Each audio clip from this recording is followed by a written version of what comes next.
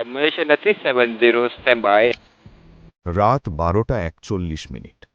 Kuala Lumpur আন্তর্জাতিক বিমানবন্দর। 239 জন মানুষ একটি বিমানে উঠল। তারা জানত না এটাই তাদের শেষ যাত্রা।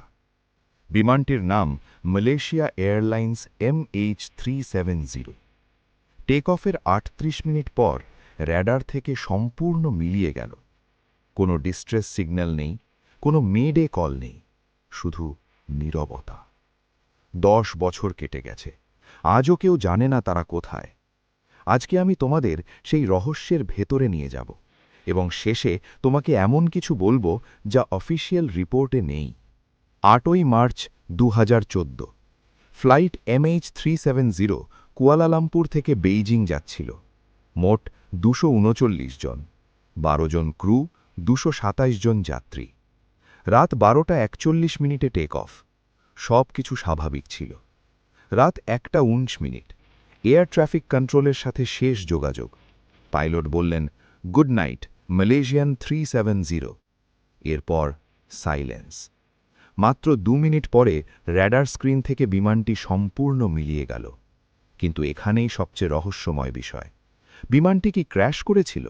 না, মিলিটারি র্যাডার এখনও বিমানটিকে ট্র্যাক করছিল এবং সে উড়ছিল, কিন্তু উল্টো দিকে। ফ্লাইট পাথ সম্পূর্ণ বদলে গেছে। বিমানটি বেইজিংয়ের বদলে ঘুরে গেল পশ্চিম দিকে, ইন্ডিয়ান ওশানের দিকে। কেউ কি জানত, নাকি এটা ছিল পরিকল্পিত?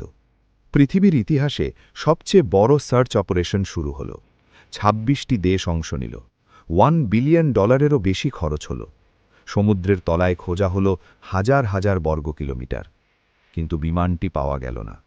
শুধু 2015 সালে রিইউনিয়ন আইল্যান্ডে একটি উইং পার্ট পাওয়া গেল। সেটা MH370 বলে কনফার্ম হল। কিন্তু বাকি বিমান, 239 জন মানুষ, কোথায়? আজও জানা নেই। এই মানুষগুলোর পরিবার আজও অপেক্ষা করছে, 10 বছর ধরে। তাদের কাছে কোনো উত্তর নেই, শুধু প্রশ্ন। এখন আসি সবচেয়ে বড় থিওরিজে। থিওরি 1 পাইলটই করেছেন। ক্যাপ্টেন জাহিরি আহমদ শাহ, 27 বছরের অভিজ্ঞ পাইলট। তার হোম সিমুলেটরে পরে দেখা গেল ঠিক এই রকম একটি ফ্লাইট পাথ প্র্যাকটিস করা ছিল, ইন্ডিয়ান ওশানে ক্র্যাশ করার পাথ। কিন্তু কেন সে এটা করবে? কোনো কারণ খুঁজে পাওয়া যায়নি। Theory 2 hijack. কেউ ককপিট দখল নিয়েছিল এবং বিমানটিকে ইচ্ছে করে নিয়ে গেছে। কিন্তু কে, কোথায়, কেন? উত্তর নেই। থিওরি 3 সবচেয়ে ভয়ঙ্কর থিওরি। বিমানটি এখনও কোথাও আছে, কোনো অজানা দ্বীপে, কোনো গোপন জায়গায়, এবং সেখানে যাওয়ার পেছনে আছে এমন কোনো শক্তি যার কথা আমরা কল্পনাও করতে পারি না। কনস্পিরেসি? হয়তো, কিন্তু 239 জন মানুষ শুধু উধাও হয়ে যায় না।